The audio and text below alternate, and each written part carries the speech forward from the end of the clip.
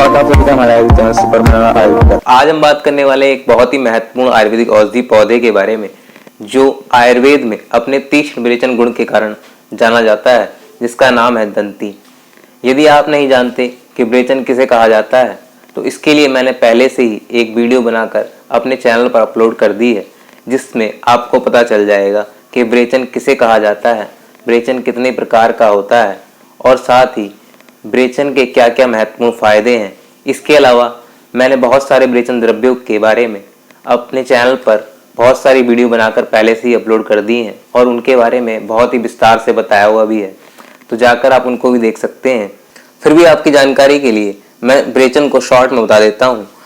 आयुर्वेद में विरेचन एक शोधन क्रिया है जिसमें विभिन्न औषधि आदि की सहायता से दूषित मलों और दूषित दोषों को शरीर से बाहर निकाला जाता है।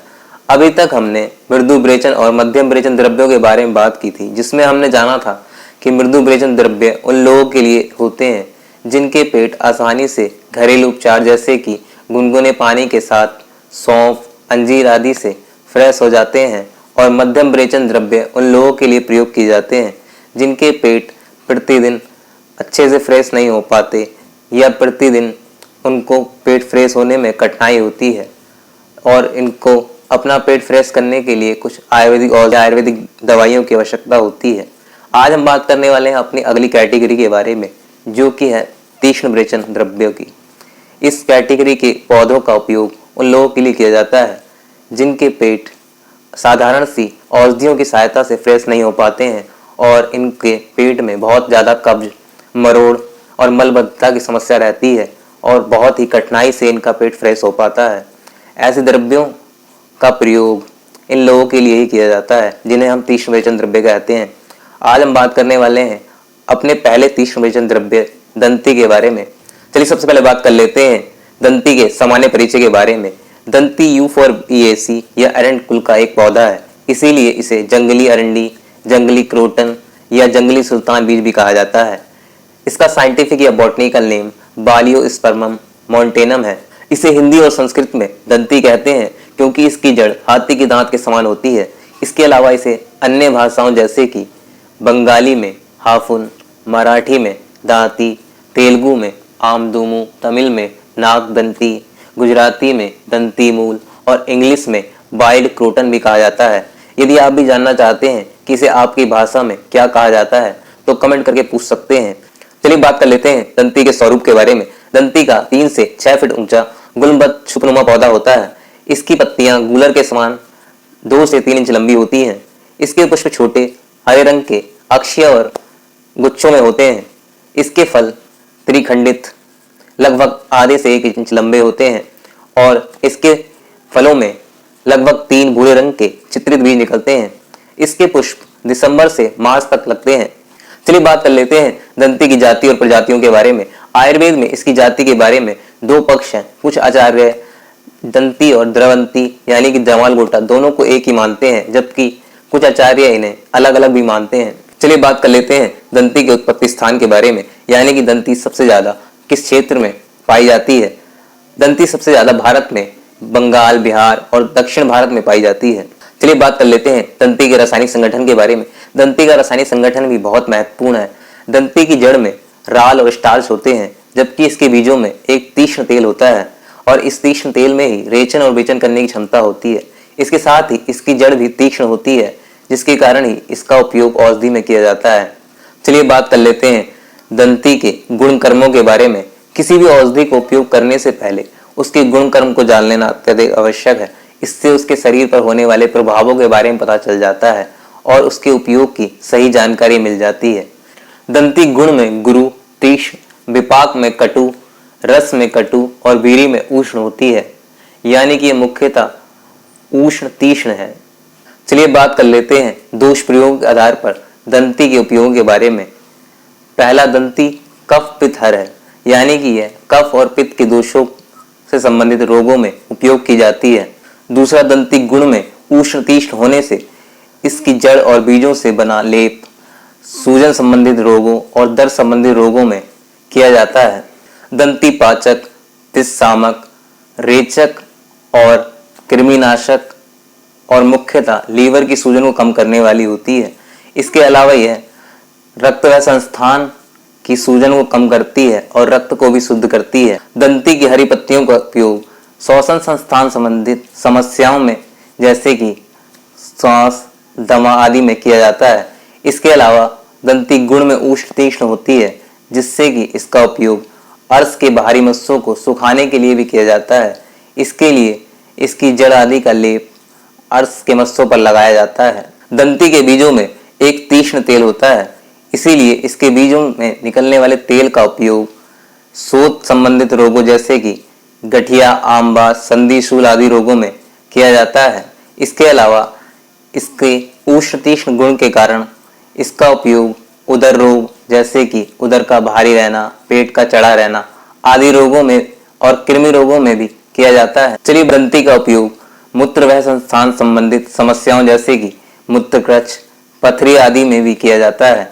इसके अलावा इसका उपयोग त्वचा संबंधित विकारों जैसे कि एलर्जी वगैरह और त्वचा से संबंधित अन्य बीमारियों में भी किया जाता है, क्योंकि यह त्वचा संबंधित दोषों को बाहर निकालती है और उन्हें फैलने से रोकती है।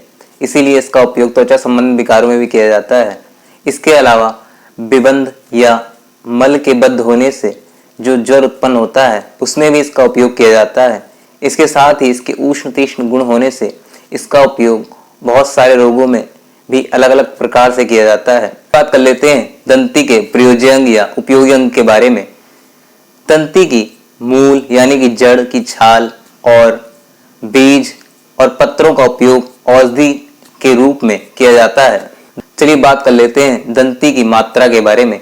यदि आपको दंती सीधे रूप से उपयोग करनी हो तब इसको कितनी मात्रा में और इसके प्रयोज्य अंग को कितनी कितनी मात्रा में लेना चाहिए। दंती की मूल का जो चूर्ण है उसको 1 से 2 ग्राम की मात्रा में लेना चाहिए, जबकि इसके बीज के चूर्ण को 125 से लेकर 250 mg तक की मात्रा में उपयोग करना चाहिए। इसके अलावा इसके पत्र क्वाथ यानी कि इसके पत्तों का जो काढ़ा होता है उसका उपयोग लगभग 40 से 50 ml की मात्रा में, और वो भी अपने चिकित्सक के परामर्शानुसार ही करना चाहिए। चलिए बात कर लेते हैं दंती के विशिष्ट योग के बारे में, यानी कि दंती के जो बनने वाले मेन द्रव्य हैं वो कौन कौन से हैं और वो आपको मार्केट में किस रूप में मिलते हैं। सबसे पहला आपको दंती जिसमें सबसे अधिक मात्रा में पाई जाती है वो मिल जाएगा आपको दंत्यारिष्ट। इसके बाद दंत्यादि चूर्ण के नाम से एक चूर्ण भी आता है, और इसके अलावा दंती की एक दंतिहरित के नाम से एक और भी द्रव्य आता है, और इन तीनों में आपको दंती की अच्छी मात्रा देखने को मिल जाएगी, और इसका उपयोग भी आप इसके जो प्रभाव होते हैं उसके संबंधित इसका उपयोग कर सकते हैं। चलिए बात कर लेते हैं दंती की संग्रह विधि के बारे में, यानी कि इसे किस रूप में और किस अवस्था में औषधि में उपयोग करना चाहिए। हाथी के दांत के समान कठोर और मोटी तांबे के रंग की मोटी जड़ों का उपयोग ही औषधि निर्माण के लिए करना चाहिए। चलिए बात कर लेते हैं दंती के दुष्प्रभावों या अहित प्रभावों के बारे में। हमें यह नहीं भूलना चाहिए कि दंती एक तीक्ष्ण विरेचन द्रव्य है, और इसको अत्यधिक मात्रा में उपयोग करने से या इसकी किसी अलग विधि के साथ उपयोग करने से इसके दुष्प्रभाव भी हो सकते हैं। दंती अत्यधिक मात्रा में उपयोग करने से पेट में मरोड़, जलन और दस्त जैसी समस्याएं भी हो सकती हैं। इसीलिए इसके अहित प्रभावों से बचने के लिए दंती का उपयोग मीठे पदार्थ या मधुर पदार्थ जैसे कि दुग्ध और शरबत आदि के साथ या सौंफ आदि के साथ करना चाहिए। इससे आप इसके दुष्प्रभावों से बचे रहते हैं, और इसका उपयोग करते समय इसकी मात्रा का भी बहुत ध्यान दें।